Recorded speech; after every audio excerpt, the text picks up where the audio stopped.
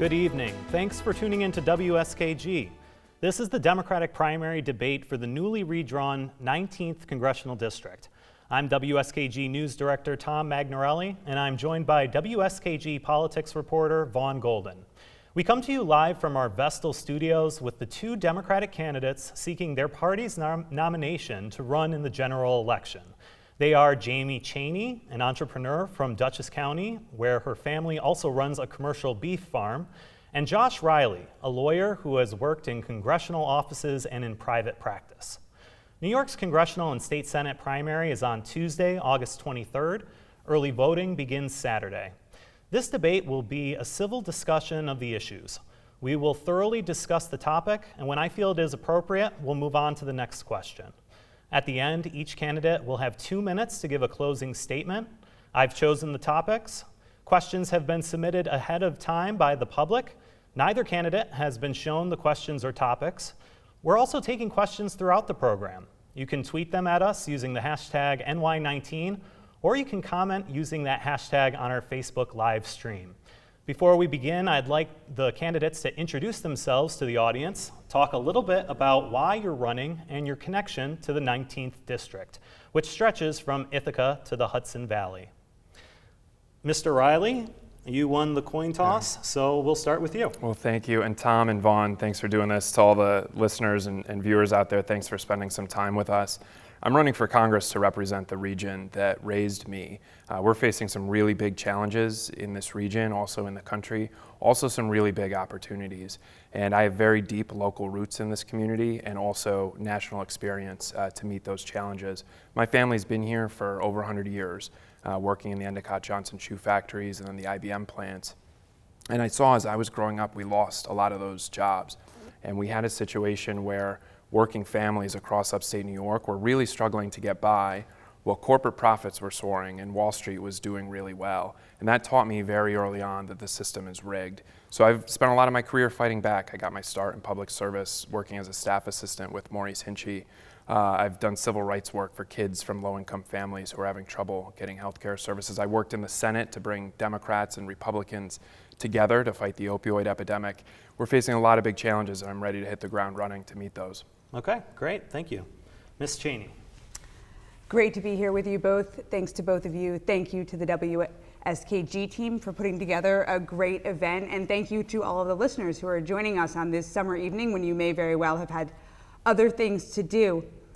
I'm running for Congress to represent the region where my husband and I have chosen to come and raise our family and grow a business for nearly a decade now. And I'm running because this is a moment when there's 435 votes on the line that are going to determine so many things about the future of our communities, our children's future, the future of our planet. This is a very, very purple district. And we're going to need a candidate with a specific set of experience to be able to actively address the issues that we know are most critical for voters in this moment. What we're hearing consistently on the doors is the top of mind for voters. Our choice, the right to choose, meaningful gun reform, and the cost of living. I have a track record on all of these. I'm a uniquely positioned candidate that can hold this very, very purple district for Democrats and ensure that it is the type of pro-choice, pro-community, and pro-family vote that I believe best represents all of us and each of our communities. I've built a business, I've spent my career building a business that advocates for working families, putting in place the benefits that they need to be successful in the workforce. And in this moment when one of those top 3 issues is truly about what the cost of living looks like for the working families of the 19th Congressional District, it's my track record that is uniquely suited to continue to do that work and to pull voters across the aisle, to win this district for the Democrats, to represent the values that we all share and deliver for the families of the 19th Congressional District. Thank you so much for having us tonight. Okay, thank you, Ms. Cheney. All right, let's get into the questions. I'd like to start with inflation. So inflation is hurting low and middle income New Yorkers. We've seen the price of gas, food, and rent soar this year, and economic uncertainty isn't going away. The Senate recently passed a major climate, healthcare, and tax bill, the Inflation Reduction Act. It aims to create more renewable energy, make prescription drugs more affordable, and lower the deficit. Democrats say this will help fight inflation. Republicans say it will make inflation worse. What do you think about this bill, and would you vote for it? Does it go too far? Does it not go far enough? And what more can Congress do to reduce inflation? And we'll start with you, Ms. Cheney. Absolutely. Well, I certainly would vote in favor of this bill, and I'm excited that we were able to get something meaningfully done, and I hope that it will be signed into law. There are aspects in which I don't think it went far enough. When we look at cost of living, we really need to look at the whole 360 picture of what's creating the pressures on families, seniors, those who live in the 19th Congressional District and across the country. And it's specifically on healthcare where I don't think that it went far enough. I'm thrilled that the bill does finally give Medicare the ability to bargain over the price of prescription drugs. I don't like that it's limited. I don't like that it's not all insulin. But let's talk about potential. Let's talk about upside.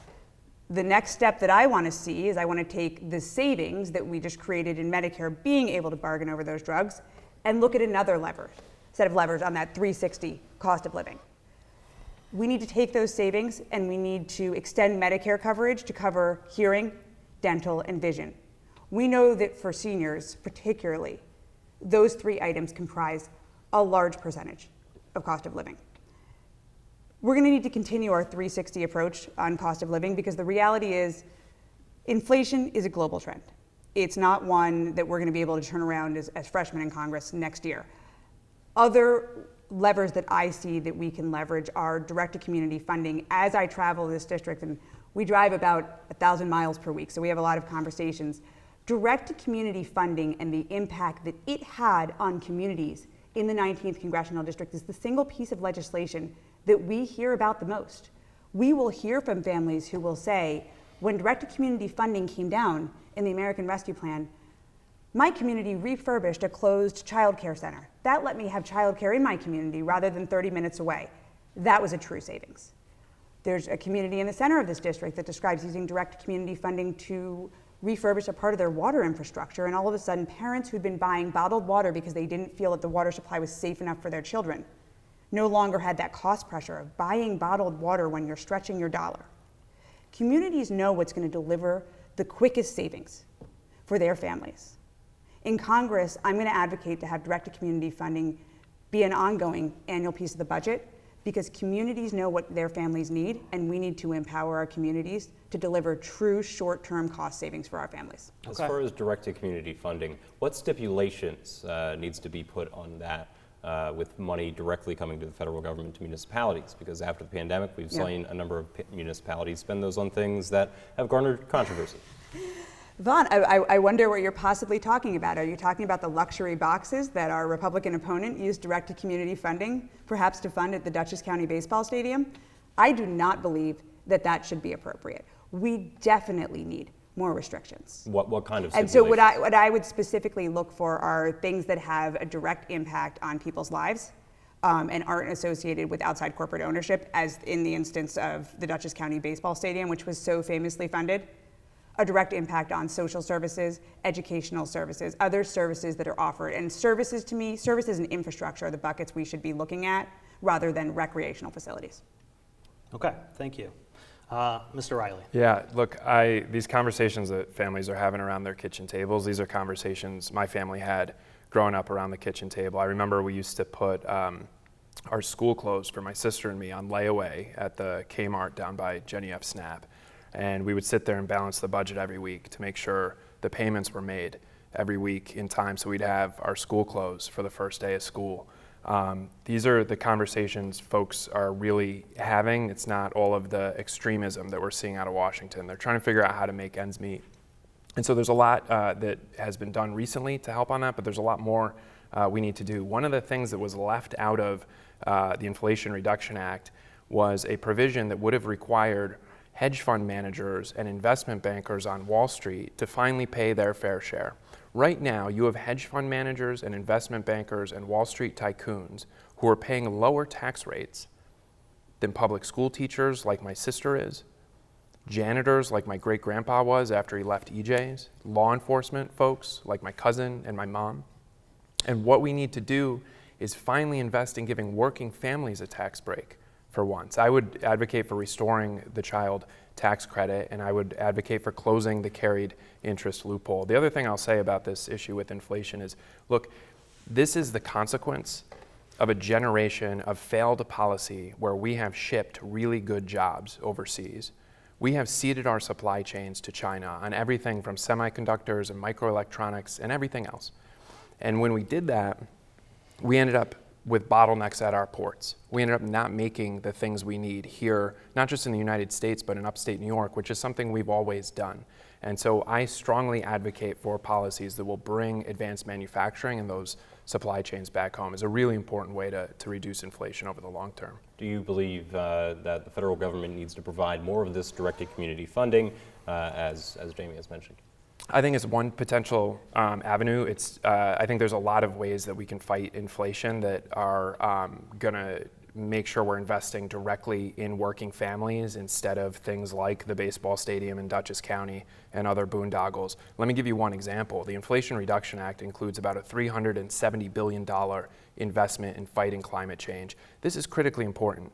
I have a 2-year-old son, and I think every day about whether we're going to leave him in a functioning democracy and whether we're going to leave him in a habitable planet. And those investments coming to upstate New York, places like Imperium 3 just down the street, places like Ubiquity Solar, we in upstate New York should be on the forefront of innovation and industry when it comes to saving the planet from climate change. Those are good jobs, good wages in our community, and that's something that I'm very strongly in favor of. Okay, thank you. All right, let's talk about gun violence. A 19-year-old white gunman from the town of Conklin is accused of killing 10 black people and injuring 3 others at a Buffalo supermarket earlier this year. He legally bought an AR-15 semi-automatic rifle in Endicott. Last month, the House of Representatives passed legislation banning assault-style rifles that have been used in mass shootings. Do you agree with a federal ban on assault weapons? And if so, doesn't it infringe on the Second Amendment right to bear arms? Mr. Cheney, or Mr. Yeah.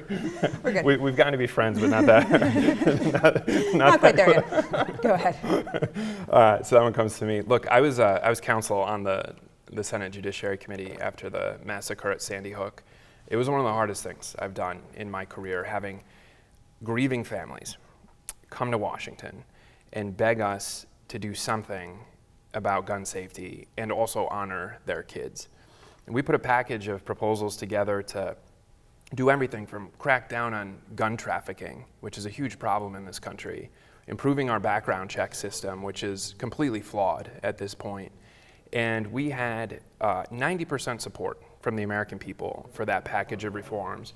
We had 80% support from gun owners, something like 70% support from folks in the NRA, and didn't have the votes to get it done.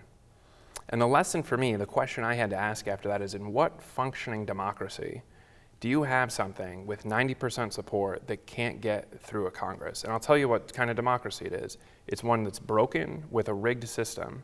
The NRA came in and they poured tons of money into lobbyists and campaign contributions and blocked all of those measures. When I go to Congress, I'm going to be working for working families and not for those special interests. Really quickly, with respect to the package that just came through, I think anytime you're getting Democrats and Republicans together and compromising and finding common ground, we need more of that in Washington. And so I don't know that it went far enough, but I welcomed the progress that we were able to make, at least incrementally. And you support a ban on assault weapons? I would support HR 1808, which is your question was really important because we need to make sure in this space that we are honoring the Second Amendment and respecting the rights of law-abiding gun owners. I think HR 1808 is a regulation that is constitutional, and I would support that. But do you support a federal ban on assault weapons? I support 1808. You're asking me a broad question. If you have 5 bills in front of me and you call all of them assault weapons ban and 4 of them are unconstitutional, I'm not going to support it. Okay. I support the Constitution. The bill I'm telling you that I've looked at is HR 1808. I think it's constitutional. I think it makes a lot of progress. Congressman Delgado has endorsed it, and I would support something along those lines. Okay. Ms. Cheney.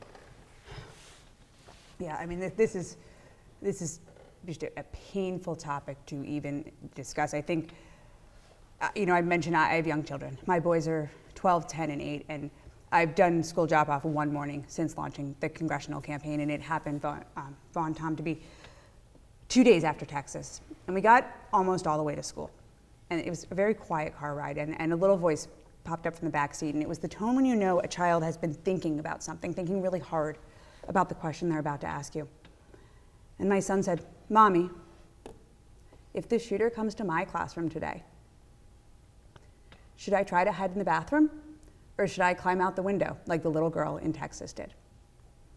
He wasn't thinking about what game he was going to play at recess with his friends. That's what my son was spending the ride to school thinking about. We are traumatizing a generation of children in real time. I absolutely support a ban on assault weapons. I also support comprehensive background checks and a well-funded system, a system that will work at every point of purchase, because we need to fund it. We need to fund the technology for this system to function. I support a comprehensive, well-funded, mandated system of red flag laws. I'm also, like many voters in this district, a gun owner. And I have these conversations in my community on a very regular basis. You mentioned earlier that my husband and I run a cattle farm. A shotgun is a tool on a farm. And I was up in Otsego County a few weeks ago, and I tend to kind of talk to everyone, and I stopped by at a community day, the Republican County Committee tent, because we started having a great conversation. And we were talking actually about the fact that the Buffalo shooter was born in the district. And the woman I was talking to said, I think I said in that context, I do believe in an assault weapon ban. And she said, but then it's going to be a slippery slope, and they're going to come for our shotguns.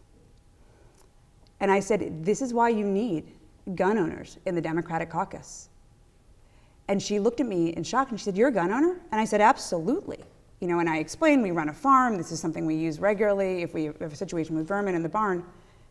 And the conversation completely shifted. Instead of being on opposite sides of the table, we were two people who said, there's a place to respect that weapons, shotguns can be used as a tool, particularly in our farming community and in many places in the district. It's part of our culture as well. And that those gun owners, the gun owners that I know in our agricultural community, I can speak to my own gun ownership, are the safest gun owners we know. And we need to do everything we can to respect and protect that type of gun ownership, while making sure that there is no assault weapon in civilian hands in this country as soon as possible, before we irreparably damage an entire generation of children. Okay, thank you. Let's take a quick question from social media. Sure. So Carla Nordstorm asks, Nordstorm asks, could you give reasons why a federal single-payer healthcare system such as Medicare for All would not be a benefit, if that is your view? Yeah, I mean, so one of the big concerns around anytime we're talking about reforms to the healthcare system, one of the big things that we need to think about front and center are the healthcare plans that our unions have negotiated over time. A lot of unions have used their political capital and their bargaining power to get collective bargaining agreements that provide really, really good health insurance coverage. My mother was part of the union. She had really good health insurance coverage because of that. So whatever reforms we're talking about, whatever names or labels you want to put on them, one of the things we need to do is make sure we're not causing disruption to those plans, and also make sure we're not causing disruption to folks who need continuity care and really like their private insurance. There's a lot of things we need to do to reform our healthcare system, because right now it's not working for a lot of folks. People are paying way too much for care and they're not getting enough of it. They're getting caught in red tape and bureaucracy. One of the things I would really like to see us do is raise what's called the medical loss ratio. It's a provision from Obamacare that requires a certain amount of your premiums to go to your care and not to nonsense like lobbying and executive pay. And Jamie, do you support Medicare for All or a similar proposal? And if not, what are the reasons why not? So first of all, Carla, thank you so much for weighing in with the question and for joining us so actively tonight. I do not support Medicare for All in its existing proposed form. The existing proposed form would, by different estimates, double or triple the federal budget, which I do not think is fiscally responsible. I do believe that we need to fundamentally look at our healthcare system. I believe that healthcare is a right, and it's something that we need to be ensuring that everyone in this country has access to. I am concerned that almost all proposals around access to healthcare have thought only about cost. And cost is incredibly critical, but if you spend any time here in the 19th Congressional District, what you'll quickly learn is that the word access, as applies to healthcare, is so much broader than cost. It is literally the ability to get to services, both in terms of proximity and in terms of any kind of timely manner. Much of this district is an OBGYN desert. I'm sure we'll touch on reproductive health care. It's a huge issue. And much of this district is a desert in terms of other types of healthcare services. So while I think we do need to step back and take a truly comprehensive look at healthcare in this country, it needs to consider both what we're providing, how we're paying for it, and literally whether people are able to get the care they need in the more rural areas of our country. Okay, thank you. If you're just joining us, this is the Democratic primary debate for the 19th Congressional District. I'm WSKG News Director Tom Magnarelli with WSKG politics reporter Vaughn Golden. We're coming to you from our studios in Vestal over WSKG News, WSKG TV, and WSKG.org.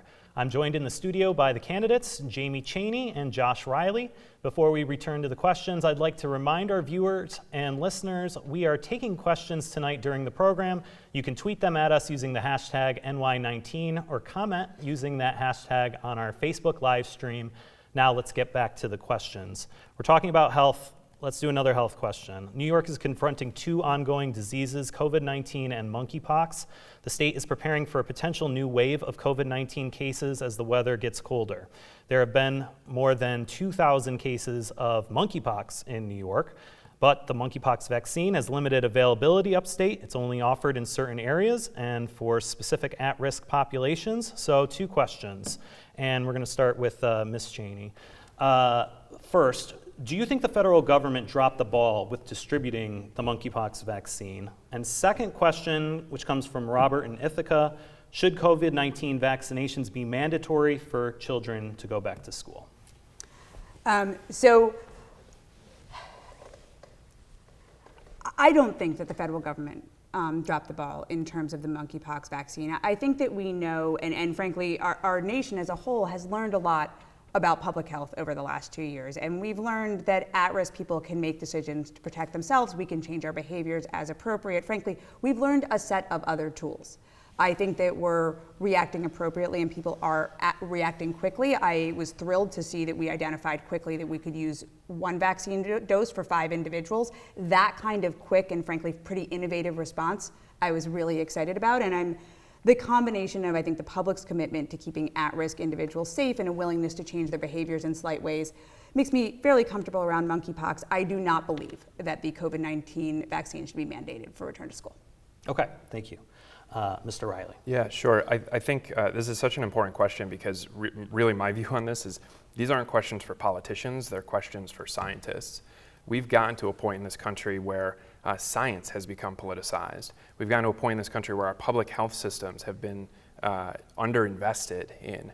We're in a place right now where we're giving trillions of tax cuts to corporations that are shipping jobs overseas while cutting agencies like the CDC and the FDA to the bone. We have our priorities totally messed up.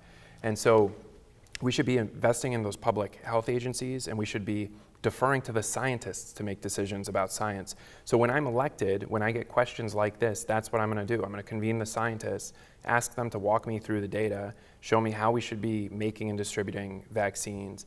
I'm vaccinated, my son is vaccinated, my wife is vaccinated. I believe the vaccines are safe and effective. Where are we right now in the pandemic with respect to vaccine mandates? That's a conversation to have with the scientists. I've also been endorsed by our teachers union. I've been endorsed by the nurses union, and I would want to consult with them and the scientists to make decisions around this. Okay, so you're not sure if you would require that? I'm sure I would talk to the scientists and ask them for the data to inform a decision. These are not decisions for politicians. They're decisions for scientists. Politicians should take the science and the data and make informed decisions. Where we are right now in the pandemic is a much different place from where we were some time ago. So if I sit down with the scientists and their objective view is that we should do one thing or another, let's let the science lead on these issues. What do you think about the monkeypox vaccine? Yeah, look, it's early days with it, and we have a lot to learn with it. I think one of the things that's very encouraging is that we had a lot of lessons learned from the COVID vaccine development and the rollout of the COVID vaccine. You know, it's really a remarkable feat of science if you think about it, that we were able to get vaccines to fight the COVID pandemic as quickly as we could. And again, that is our scientists who are doing the hard work and making that happen. So I think it's a fluid situation. We have a lot to learn still, but one of the things I've been encouraged by is the application of lessons learned from the COVID vaccine rollout. Did the federal government drop the ball? There's always a lot of things that could be done better, and you have to remember, it's the federal government, state, local governments. There's a lot that could be done better, but I think people are using the lessons from COVID-19 and doing the best we can.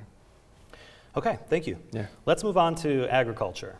New York's Farm Laborers Wage Board approved a plan to end the 60-hour per week overtime threshold for farm workers and replace it over the next decade with a 40-hour work week. Farm owners would have to pay overtime to farm workers who put in more than 40 hours a week. Lieutenant Governor Antonio Delgado, the former representative of the 19th District, earlier this year opposed this change, as does Republican Mark Molinaro, who is running for the seat who one of you will face in November. He says it could be the death of farming in upstate New York.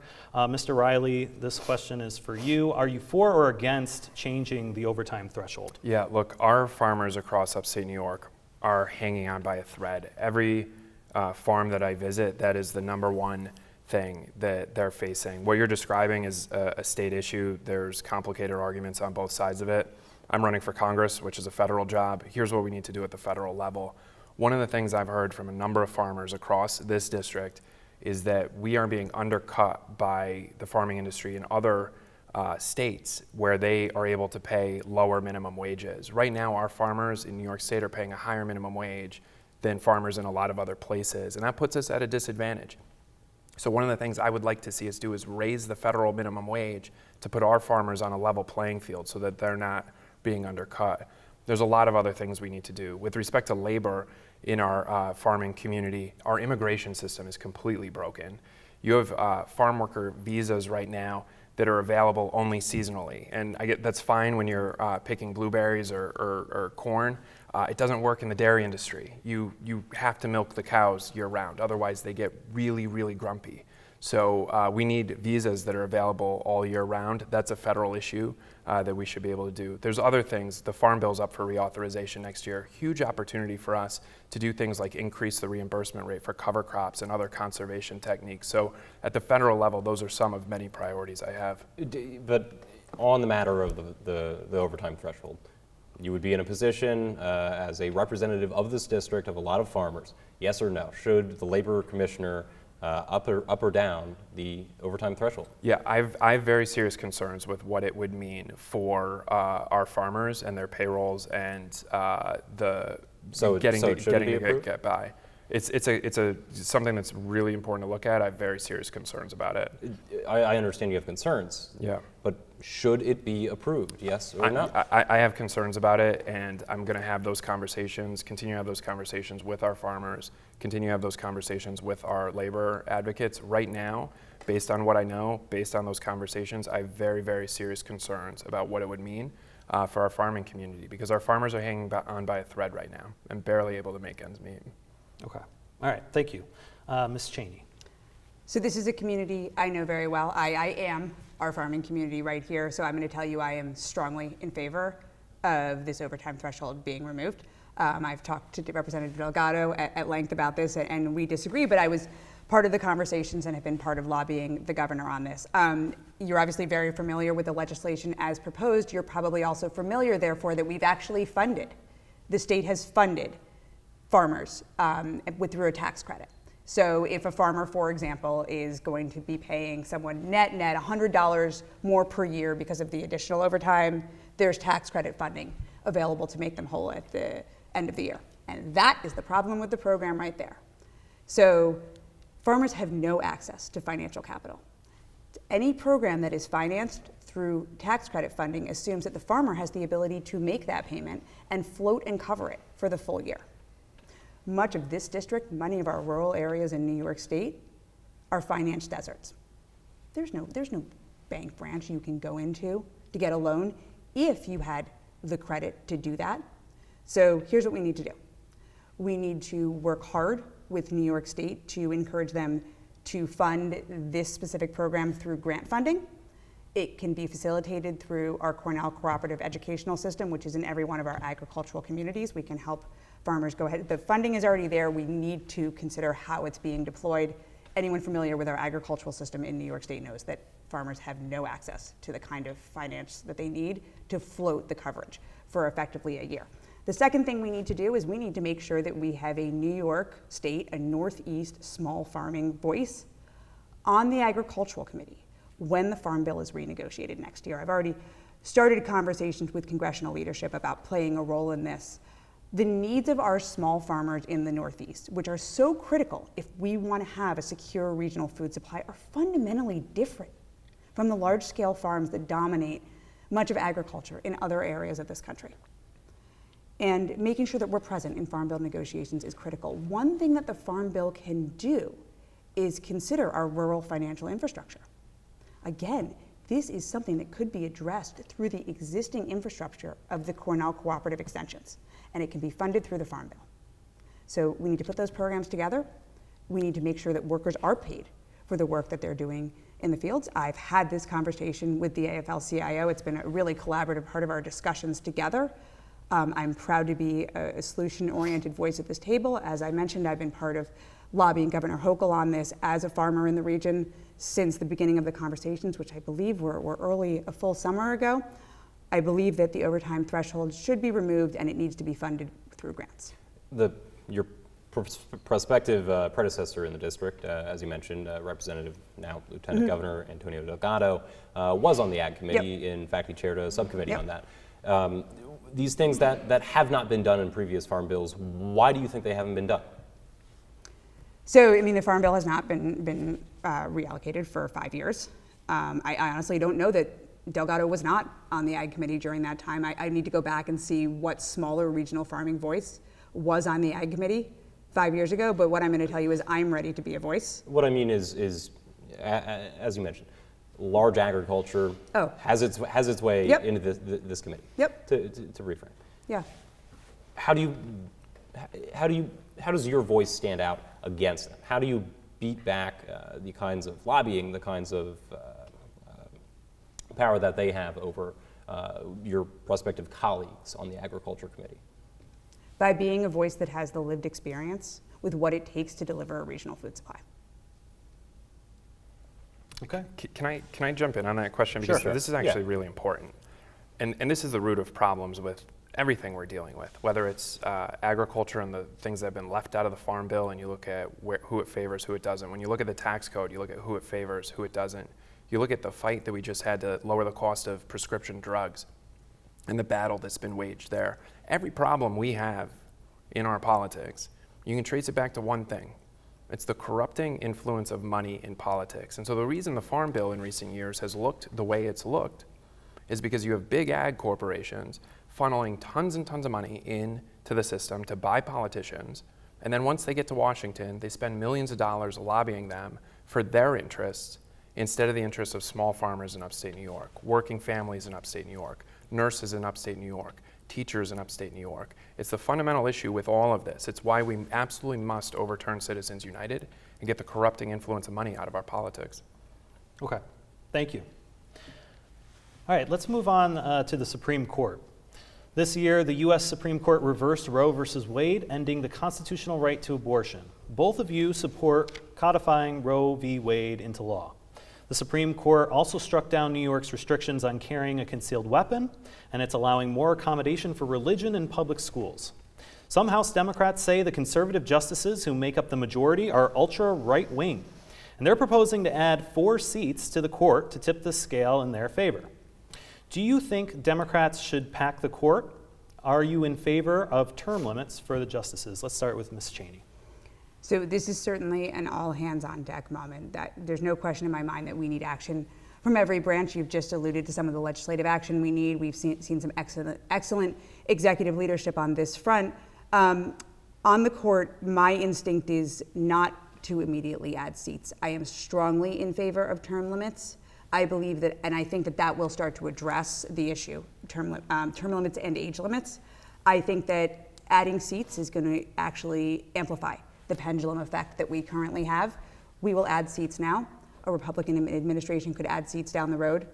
This will further destabilize our country. I think that term limits are an excellent solution.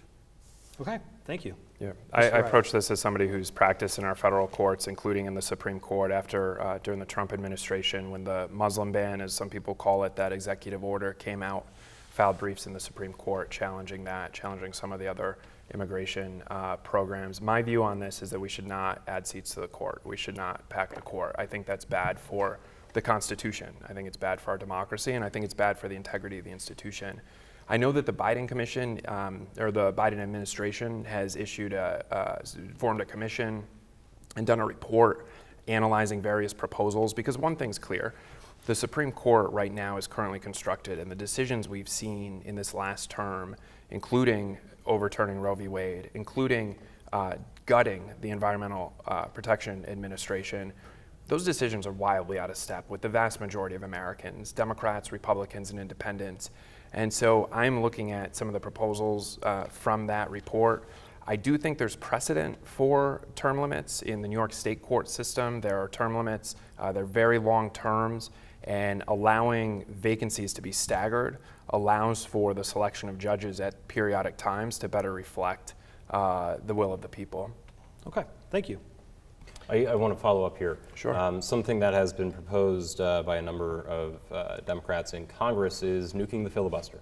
And this directly relates to Supreme Court justices, which is, of course, the filibuster on Supreme Court nominations was previously nuked.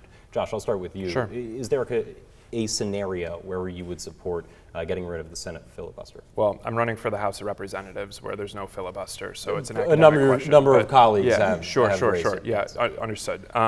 So I was counsel in the Senate when the filibuster was last modified. At the time, the president was having a very difficult time getting nominations through. It was stalling the government, and I remember those. You mean when Harry Reid? Yep, in the exactly. First Yeah, exactly. And I remember the seriousness with which both Democrats and Republicans approached those conversations, because the filibuster is something that protects the institution.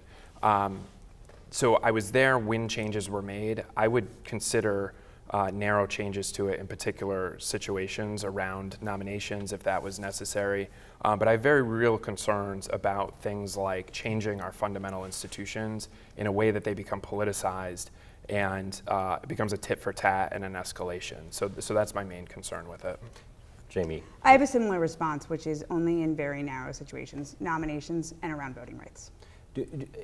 The current situation where we're at with the Supreme Court, a number of conservative justices have been nominated to the Supreme Court and got onto the Supreme Court with this lower filibuster. Do you think that is a direct result, or excuse me, a contribution to the current makeup of the Supreme Court? Jamie, I'll start with you.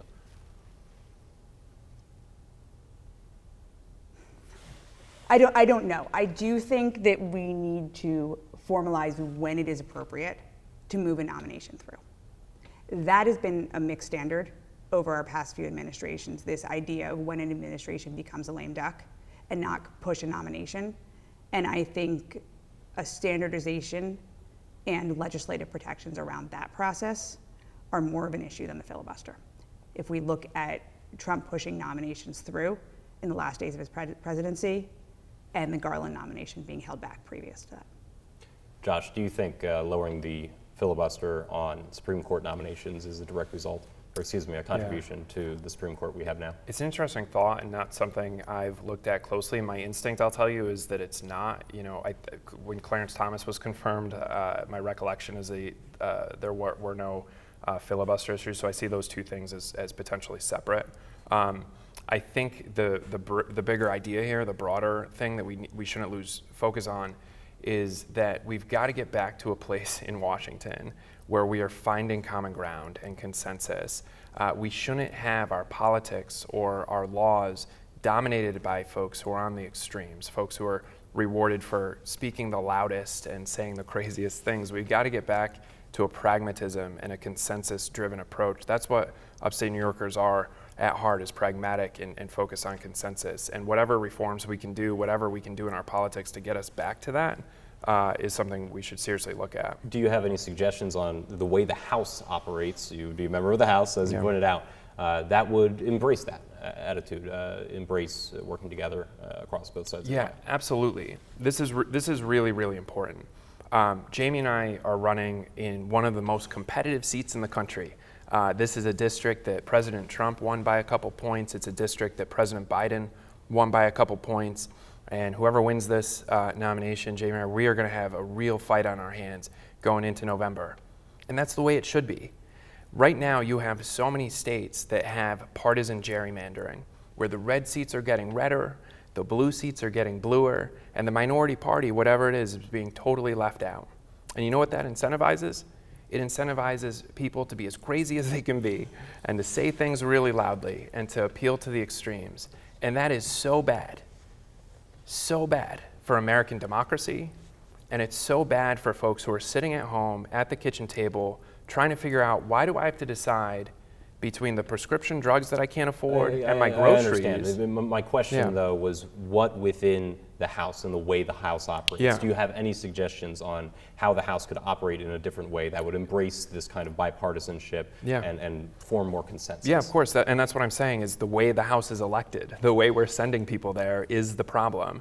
We need to get rid of partisan gerrymandering, have competitive districts where people are incentivized to find common ground and reach across the aisle, and they're rewarded for bipartisanship, rewarded for compromise. Compromise is not a bad word. We've gotten to a place in our politics where people think it is. It's not. We need more of it. So we need to elect our members of Congress in a way that has competitive districts where everybody's involved, instead of the screaming and yelling and extremism we see with gerrymandering. And Jamie, to you, how could the House operate differently? So I see the most potential for operating differently on committees where we're actually working together on policy within districts. And we talked a lot about ag a minute ago. What I think is most interesting is when I've started to have conversations around the Farm Bill and looked for districts with other similar small farm patterns, you don't find them elsewhere in New York State. You don't find them within your state delegation logically. The reality is you find them as you look west of us. And frankly, you find them across party lines. And I think I am most excited for, and I think there's the most potential for, that bipartisan problem solving within committees, where we're saying, what are best practices from one state and how are we actively putting in place ways to share those with another? Thanks. Okay, thank you. This is the Democratic primary debate for the 19th Congressional District. I'm WSKG News Director Tom Magnarelli. Next to me is WSKG Politics Reporter Vaughn Golden. We're coming to you live from our studios in Vestal over WSKG News, WSKG TV, and at WSKG.org. I'm joined in the studio by the candidates on the ballot, Josh Riley and Jamie Cheney. If you want to hear more from the candidates, check out WSKG's coverage of this race at WSKGvotes.org. Now back to the questions. Let's talk about the environment. In June, the New York State Department of Environmental Conservation denied the permit renewal for the Greenwich Generation Power Plant and its cryptocurrency mining operation in the Finger Lakes. The DEC says the facility does not comply with New York's climate goals. Governor Kathy Hochul has yet to sign a 2-year moratorium on proof-of-work crypto mining, an extremely energy-intensive process which passed the legislature. Do you support a moratorium on crypto mining? We'll start with Ms. Cheney. I think we have to be hyperly aware of the effect that crypto mining has to our natural resources and to rural communities like those that comprise most of this district. I'm going to be, and I know you're going to push me on this, I don't know is the answer. I don't feel that we know enough. What I do think is that, as I'm sure you well know, right now cryptocurrency is regulated by the SEC, which I don't think is the right place for that regulation. I think it needs to be moved into the Agricultural Committee that we've talked so much about, and specifically to the CFTC, the Commodities Futures Trading Commission, where we can really consider the fact that this has a physical impact on resources and communities. And from there, I think we need to examine it. Circle back with me in a year, 6 months, and I feel like I'll have a solid answer on that. Okay, thank you. Mr. Riley. Yeah, I don't think we have a year or 6 months. And Jamie said we don't know enough right now. And that's exactly the point. We don't know enough right now. We don't know the effect that this is going to have on our environment. I mean, look, our people and our environment are our most valuable resources here in upstate New York. From the shores of Cayuga Lake through the Catskill Mountains, we need to protect our environment. I think about this as the father to a 2-year-old and the planet he's going to grow up on. And so right now, there are a lot of questions that the scientists have around the effect that this crypto mining would have on our environment right here in our backyard. And so we must do everything we possibly can to foster innovation and new jobs and be on the cutting edge of industry, but not at the expense of our environment. And so I think the work that Assemblymember Anna Kellis is doing is really important. I'm proud to have had her endorsement in this race. I hope that while we're talking about the environment and climate change, I hope there's an opportunity here tonight to talk about the incredible economic and jobs opportunity it is for upstate New York, because I think that's one of the biggest issues in front of us. Do you support the moratorium? I think there should be a moratorium until we know exactly what the effects are and make sure we're not degrading our environment. I also believe it's really important that we're not hurting innovation. And so to the extent federal regulations are not on par with state regulations, that's something we need to think about. I mean, the crypto industry is incredibly exciting in so many ways, and there's so much innovation and promise and potential there. So the last thing we want to do is hurt that industry, but we also have to balance that against the paramount need of protecting our environment. Okay, we're running low on time, Yeah. so let's keep our answers short. We received a number of questions on foreign policy. It will soon be 6 months since Russia's invasion of Ukraine.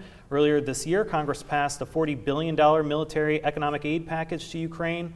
Despite concerns about corruption in Ukraine, despite the U.S. becoming more involved in the conflict with Russia, would you vote to send more military weapons to Ukraine if they need it, Mr. Riley? So look, democracy is under assault at home and abroad. And it is as important as ever that we are protecting democracy where it's under assault, whether that's what we just saw in Israel with a series of attacks. We need to be there for our democracies. What happened in Ukraine with a belligerent Vladimir Putin invading for no reason at all other than sheer power, raising oil prices around the world. So I support American efforts to protect democracy and American interests there. With respect to the latest aid packages, one of the things we need to do and that I'm very concerned about is the establishment of good oversight and good conditions on that aid. When I worked in the United States Senate, one of the things we did through the Justice Department, for example, was with respect to federal law enforcement funding, making sure there was transparency and oversight and accountability so that those funds were being used in the manner they were intended for. Under no circumstances should American taxpayer dollars be used to line the pockets of corrupt oligarchs in other countries. But we can do this. I mean, we can strike the right balance between defending our allies and democracy and not lighting money on fire. Okay, thank you. Ms. Cheney.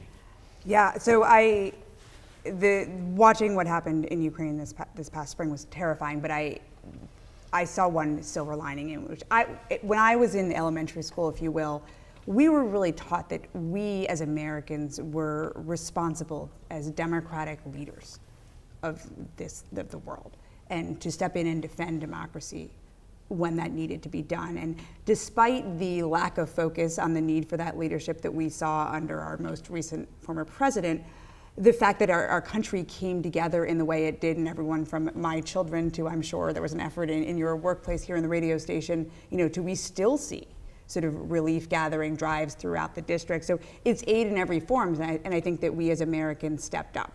That said, I draw a hard line in terms of boots on the ground. I'm the daughter of a veteran.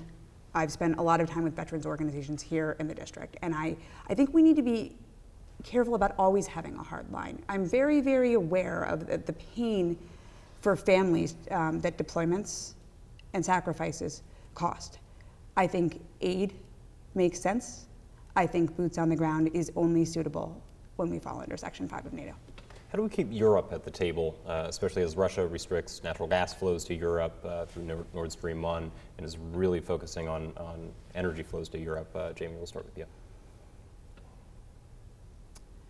I think that we welcome new members to NATO.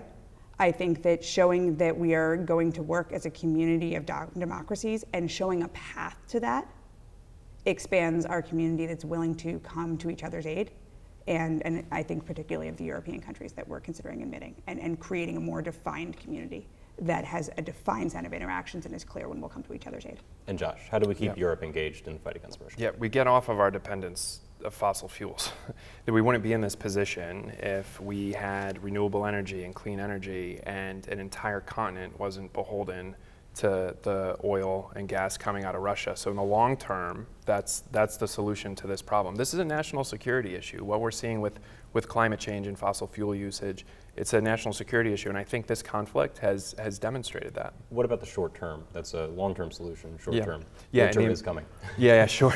Yeah, in the immediate term, I draw lessons on this from my time in the Senate was when the Red Line crisis happened with Bashar al-Assad. One of the things I learned there is that you have to have international organizations where the community can come together and have very clear lines and expectations around this. So the answer to this would be through those conversations, making sure expectations are set so that people can be held accountable for those instead of moving the lines and expectations around. Okay, thank you. We have less than 2 minutes. So very brief answers, please. President Joe Biden's approval rating is still pretty low. He's 79 years old. Should he run for a second term? Let's go with Mr. Riley. That is a conversation for Joe Biden to have with his family in 2024. What I'm focused on right now are the conversations that families in upstate New York are having in 2022. Ms. Cheney. I would echo that, and what I would say is no voter has asked me that question. Voters have asked me what we're going to do about a woman's right to choose, what we're going to do about assault weapons, what we're going to do about cost of living in real time. I'll let you know when a voter on the door asks me whether Joe Biden's going to run. Okay. During his campaign, Biden pledged to cancel at least $10,000 of student debt per person. Do you agree with that? Is it too much or not enough, Ms. Cheney? I think that $10,000 is a starting point number, but I also think there's a lot more we can do with student debt cancellation. We need to take a page from our business community and how we think about innovative solutions. We have labor shortages in certain areas of our economy, certain regions of our country. We should align student debt forgiveness with people moving into certain professions or certain areas of the country where we particularly need labor. And I'm thinking specifically of many areas of NY19 where we have great jobs and we'd love to attract students, and we could use student loan forgiveness programs to do that. Okay, 30 seconds, Yeah, Mr. Riley. We should be giving debt relief and help to folks who need it. Public school teachers, nurses, firefighters. Under no circumstances should we be using taxpayer dollars from working families to pay off student debt for investment bankers and hedge fund managers who can afford it. So yes, debt relief for working families, not for Wall Street. But lost in this entire conversation around debt relief and higher education is the most fundamental point, which is we've got to get back to a place in this country where there's dignity and honor and reward in vocational education, apprenticeships, and career and technical education, and that's where my focus is. Okay, thank you very much. We have run out of time for questions, and we'll now move on to closing statements. Each candidate will have 2 minutes. Our coin toss from earlier determined that Ms. Cheney will go first. You may begin. Thank you, Tom, Vaughn, Josh, and all of the viewers and listeners who've joined us this evening.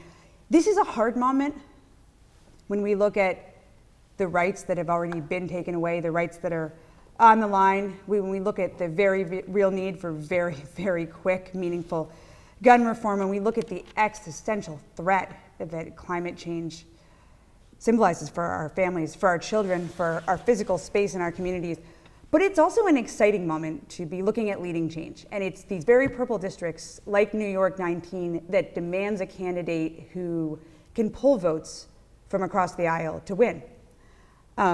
I'm excited to be at the forefront of this change. It is our campaign's unique ability to lead change. It is my track record working with working families. It is our campaign's ability to demonstrate already a clear path to crossover in the general election that has earned us the endorsement of Planned Parenthood in this race, and the only congressional endorsements in this race, endorsements from those future colleagues that we will work alongside. So thank you so much for taking some time tonight. I hope that you will join our campaign. We are knocking, we are dialing, we are out doing all of the things, and we would love to have you with us.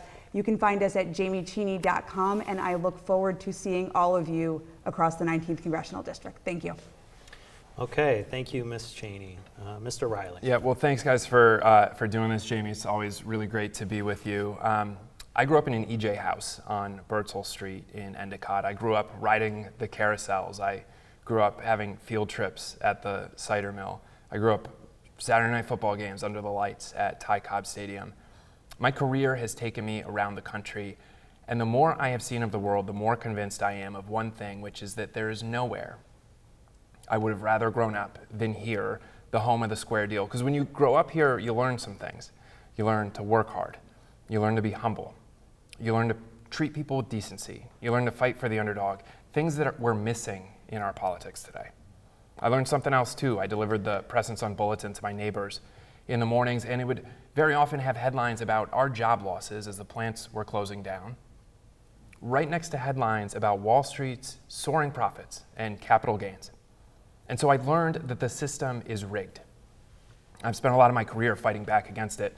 I did civil rights work for kids from low-income families who are having trouble getting health care services. I argued in federal court for ratification of the Equal Rights Amendment.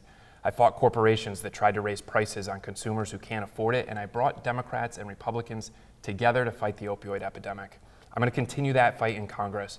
I've been endorsed by every single Democratic committee to have endorsed in this race, every single labor union to have endorsed in this race, and I'm the only candidate on either side of the aisle who has never taken a penny of corporate PAC money, because I'm going to Washington to fight for you, the community that raised me, and not the special interests. You can join us at joshrileyforcongress.com.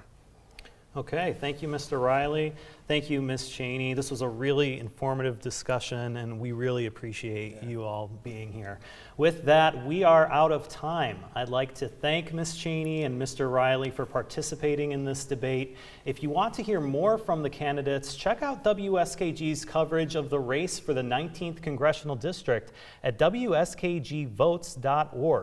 A recording of this debate will be on both wskg.org and on WSKG's YouTube channel. Early voting begins this weekend, and the primary election is Tuesday, August 23rd. For everybody here at WSKG, I'm Tom Magnarelli. Have a great evening.